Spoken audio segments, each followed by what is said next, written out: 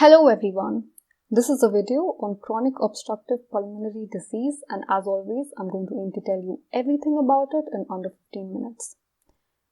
Now first of all, COPD is a preventable and treatable lung disease with significant extrapulmonary effects. So there are two components here, one the pulmonary component and second the extrapulmonary. The pulmonary component is further characterized by three things. One, chronic airflow obstruction.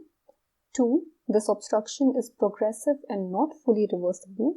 And 3. It is associated with abnormal inflammatory response of the lungs to noxious particles or gases. Note that this obstruction is particularly in the small airways. Okay, so again recalling, it is a chronic airflow obstruction which is progressive and not fully reversible, associated with abnormal inflammatory response. Now, COPD has two components under it. One is chronic bronchitis and the other is emphysema. Now, these are pathologically distinct entities, but they coexist in the same patient.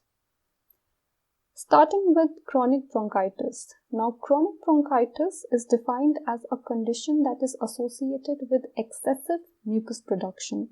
Okay, so the patient presents with a history of cough and sputum on most days for at least 3 consecutive months for more than 2 successive years. On the other hand, emphysema is characterized by severe breathlessness. So it is associated with abnormal, permanent enlargement of the air spaces of the terminal bronchioles, accompanied by the destruction of their walls. Apart from bronchitis and emphysema, the extrapulmonary manifestations include impaired nutrition, weight loss, and skeletal muscle dysfunction. Epidemiologically, it is directly related to the prevalence of tobacco smoking and air pollution and is more common in lower and middle income countries. And it continues to affect about 80 million people worldwide. Its causes are related to, very importantly, cigarette smoking, where there is a positive correlation between the number of cigarettes and the duration of smoking and the development of COPD. The other causes include air pollution, occupational exposure to dust, bronchial hyperresponsiveness, low birth weight, and genetic factors such as alpha-1 antitrypsin deficiency.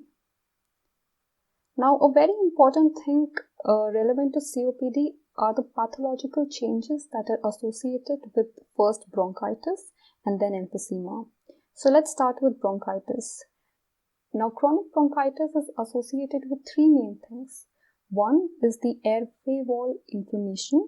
Second is the hypertrophy and increase in the number of goblet cells. And 3 is the decreased mucociliary clearance. So in this diagram, a small part of the bronchial tube has been zoomed. This is how it looks in a normal condition, and in chronic bronchitis, you can evidently see a mechanical obstruction to airflow. The pathological changes that are associated with emphysema are the loss of alveolar attachment. Loss of alveolar attachment with surrounding small airway that makes them more liable to collapse during expiration. The different types include the centrilobular, paraseptal, and paraacinar, and these affect different parts of the lung.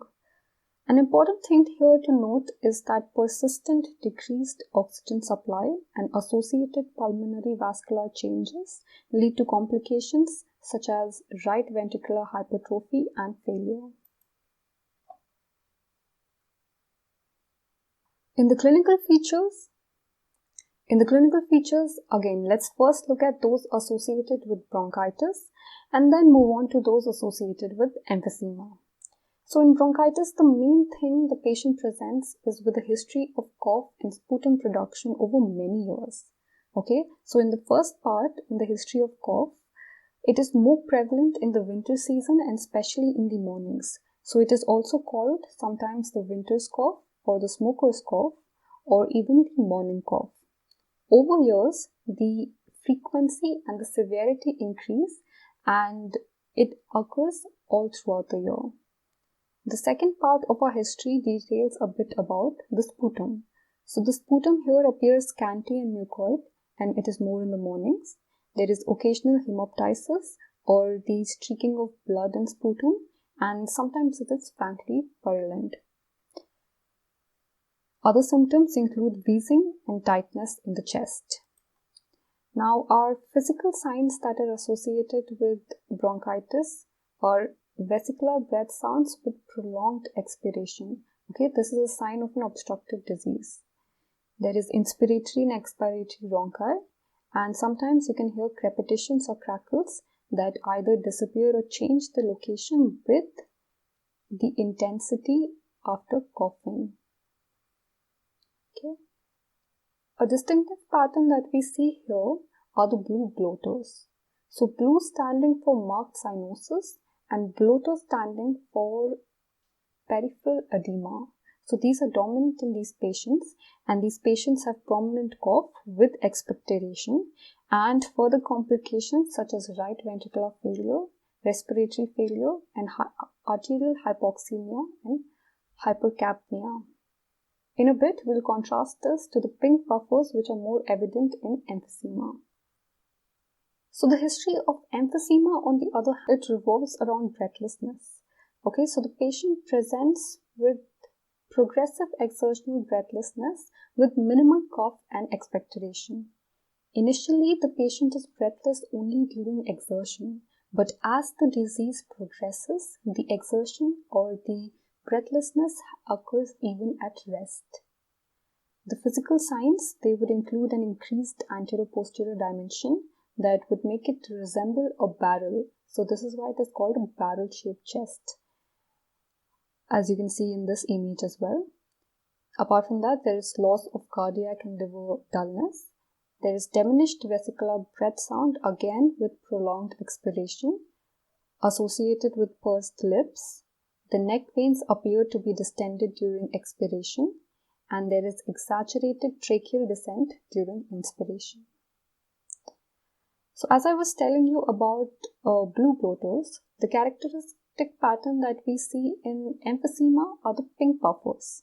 So pink standing for no cyanosis and puffers standing for, continuous breathlessness or dyspnea.